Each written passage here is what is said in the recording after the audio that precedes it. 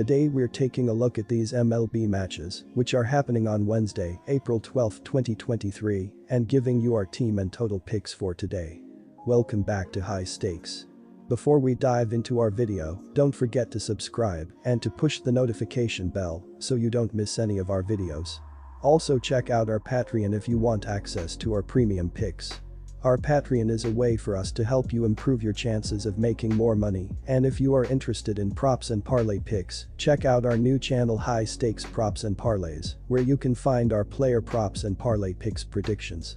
You will find the link to our Patreon and to our new channel in the description and comments section below. Oakland Athletics vs Baltimore Orioles. Going into Tuesday night's game, Baltimore's offense was hitting .244 as a whole with 16 home runs, which was tied for 5th in the majors. Their 57 total runs is tied for 8th in all of baseball. Adley Rutschman continues to look like he's been here for a decade now. He hit a solo shot in Monday's opener, his 3rd of the season, and picked up a couple more hits on Tuesday night. The O's switch-hitting catcher has hit safely in 5 straight games and in 9 of 11 games this season. It will be a long trip back to the West Coast when the Athletics complete their 4-game set in Baltimore late Thursday afternoon. That trip will be made easier if they can pick off a couple of wins, something that's been very elusive to them so far this season. However, I like that Oakland's lineup finally looked capable, putting up that 5 spot in the 5th inning in Tuesday night's game. I also like that they are facing Creamer, who can be concerning at times if you are rooting for Baltimore. If the Athletics are patient enough, they can get to the Orioles starter who is prone to dumping a lot of pitches over the first few innings. Baltimore's lineup is young and thus far has proven very hungry, but they won't be on every night. Baltimore is 0-4 in their last 4 game 3s of a series. The as on the money line offers up some nice value here. Our team pick is Oakland money line. Boston Red Sox vs Tampa Bay Rays. The Rays have won 10 straight games and 7 straight home games. They have been the best defensive team in the league so far, scoring more than 7 runs per game. Expect them to continue playing well in this game because they have done a great job against left-handers, and Sale hasn't looked good on the mound so far, giving up 10 runs in 2 starts. He didn't get a decision in his last 3 starts against the Rays, giving up 7 runs in those games, and will have a hard time slowing them down here. The Red Sox have lost 4 of their last 7 games. They have played well offensively, scoring more than 5 runs per game. However, they will have a hard time scoring in this game because Eflin has pitched well for the Rays, giving up 4 runs in 2 starts. Their bullpen has also been great and they haven't allowed a run in 3 straight games, so expect them to keep Boston's offense in check. Go with Tampa Bay to cover the money line. On top of Sale's poor numbers against the Rays, he's also been atrocious to start the year. Although he's 1-0, he brings in an 11.25 ERA and 2.00 WHIP over 8.0 innings of work this season. Factor in that Tampa's offense is 1st overall in runs scored, 83, and home runs, 29. I think the Southpaw could be in for a long day at the office. Additionally, Boston's bullpen comes in ranked 8th in ERA, 3.09, and 18th in WHIP, 1.33. Honestly, I wouldn't be surprised if the Rays are able to cover the over by themselves with how well they're swinging it. Let's ride with the over Wednesday night in St. Pete's. Our total pick is over 8 runs. Detroit Tigers vs Toronto Blue Jays. Toronto bounced back pretty quickly from the early 3-0 deficit, launching 5 home runs as a team over the next 6 innings. Those that recorded home runs were Matt Chapman, Kevin Kiermaier, George Springer, Bo Bichette, and Alejandro Kirk. The team as a whole collected 10 hits, which means half of their hits were big flies. As for the pitching, Alek Manoah made the start and lasted just 4.1 innings. The burly righty gave up 3 earned runs on 4 hits and 5 walks. Zach Pop earned the win in relief, holding the Tigers scoreless over 1.2 innings following Manoah. It was a flawless performance from the bullpen as they didn't allow a run over the final 4.2 innings. Kevin Gausman has yet to allow an earned run this season. He'll have a very favorable matchup against the literal worst defense in baseball. Yep, that's right. The Tigers are dead last in both runs scored, 30, and ops, .557. Let's not overthink this one and take the Jays on the run line. This could be another game where the Blue Jays hit the over on their own. In addition to Rodriguez's rough start to the year, Detroit's bullpen has also floundered. They're just 29th in ERA, 6.97, and 26th in WHIP, 1.50. Look for this powerful Toronto offense to tee off against the Tigers staff Wednesday night. Our total pick is over 8.5 runs. Cincinnati Reds vs Atlanta Braves. The Atlanta Braves have been a good offensive team, but still feel like they are underperforming a bit as they are currently 10th in the big leagues, with a .764 team ops, while averaging 4.64 runs per game thus far. Right fielder Ronald Acuna Jr. has been doing extremely well to begin the season at the plate, as he has posted a .926 ops with 2 home runs, 5 RBI, 10 runs scored, and 5 stolen bases on 6 tries. If they continue to play as well as they have been, they can extend their lead in the NL East.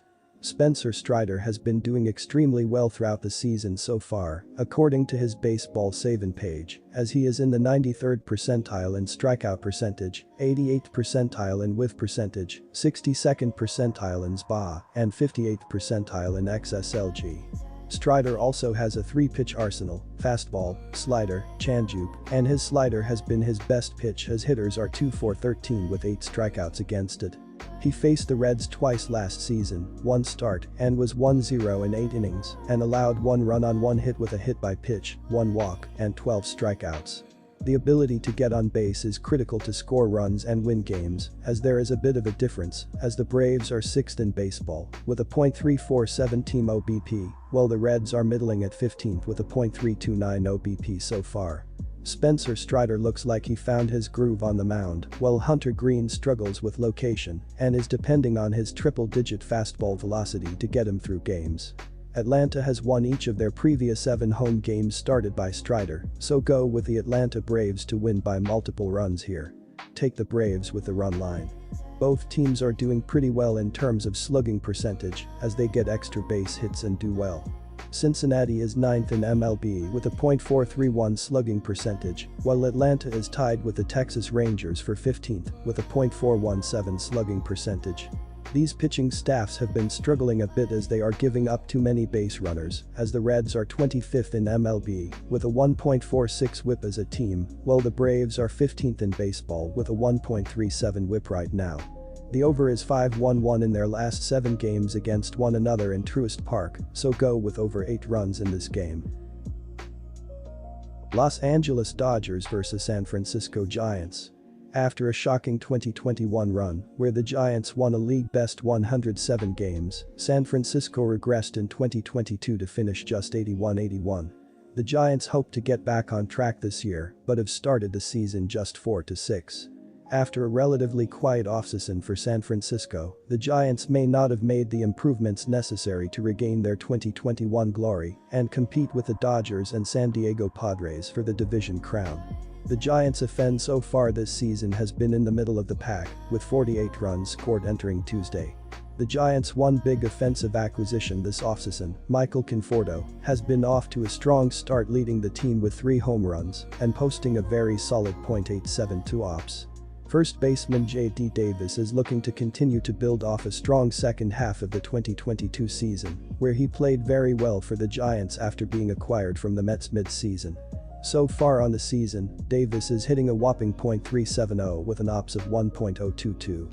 Taking the hill for the Giants is the veteran righty, Alex Cobb. Cobb has established himself as a strong middle-of-the-rotation option over the last couple of seasons and hopes to continue his hot start to the 2023 season against the Dodgers. Through his first 2 starts this season, Cobb has an ERA of just 2.53. In 4 career starts, Cobb has struggled versus the Dodgers in the past, posting a 4.98 ERA in those appearances. The Dodgers' lefty-heavy lineup could pose challenges as well, especially if Max Muncy has indeed found his form again. It's nearly impossible to pick against the Dodgers when Clayton Kershaw is facing the Giants, so I'm going with the Dodgers -170 here.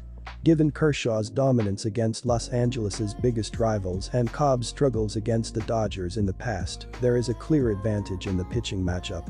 While Law has begun the year at just 6.5, they do own the second-best run differential in baseball at +24, entering Tuesday, indicating they are better than their record shows.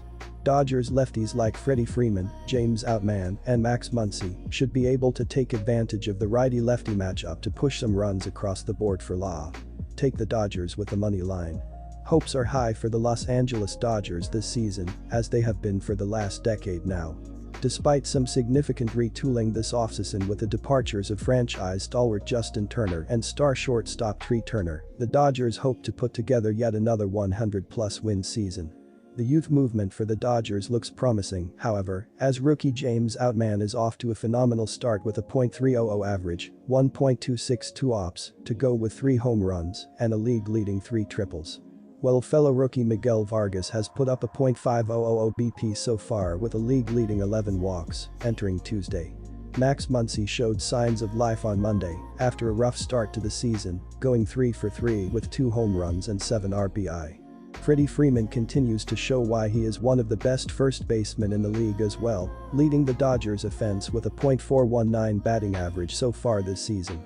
The Dodgers have scored the second most runs in the majors so far this season, with 65. I'm taking under 8 runs in this one. With Kershaw's career 2.01 ERA against San Francisco and the Giants just middle of the pack offensively this season, I don't see them scoring many runs today. Both teams have had strong bullpen performances so far this season, further limiting the number of runs likely to be scored after the starters exit the game. While the Dodgers should be able to score a few runs, they'll likely need at least 6 or 7 themselves to reach the over total, which may be a tall task in this one. Take the under. Kansas City Royals vs Texas Rangers. Kansas City has lost its first 3 series and dropped the opening game. This is written before the second game ends to Texas in a blowout. The Royals have struggled offensively this season as Kansas City is slashing .179, .248, .311, which ranks 30th, and 29th in the MLB, respectively. Meanwhile, the Royals are averaging just 2.6 runs per game, but have been led by Matt Duffy, who's hitting .412 this season. Edward Olivares bats .273, Salvador Perez is batting .237, and Vinny Pasquantino is hitting .235. Against right-hander Nathan Eovaldi, Duffy is 4-5, Franmil Reyes is 5-10, Nicky Lopez is 4-8, Hunter Dozier bats .444 and 9 abs, Jackie Bradley Jr. is hitting .333 and 6 abs, while Bobby Witt Jr. is 1-3, Pasquantino is 0-3, and Perez is hitting .167 and 12 abs. Kansas City will be one of the worst teams this season when all is said and done, and a large part is due to how bad their offense is and their bullpen. Although some Royals hitters have had success against Eovaldi in the past, overall their lineup leaves a lot to be desired and the team has a hard time scoring runs and has struggled on the road.